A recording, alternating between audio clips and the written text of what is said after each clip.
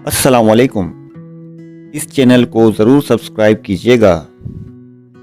दोस्तों, जैसा कि आप सब जानते हैं कि सर्दी का मौसम है और सर्दी के मौसम में हीटर का इस्तेमाल बढ़ जाता है।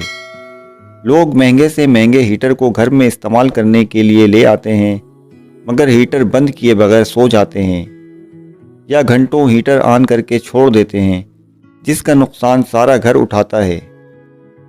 बिल्कुल ऐसा ही हंगू में वाक़या पेश आया, जहां एक घर के 6 अफराद हीटर चलाकर सोते रहे और घर में गैस भरने से उनको दम घुटने की शिकायत हो गई। पर वक्त सांस बहाल ना होने पर 3 बच्चों समेत 6 अफराद हलाक हो गए।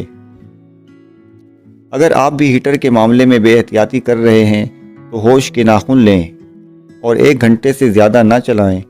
वक्फे वक्फे से चला लें।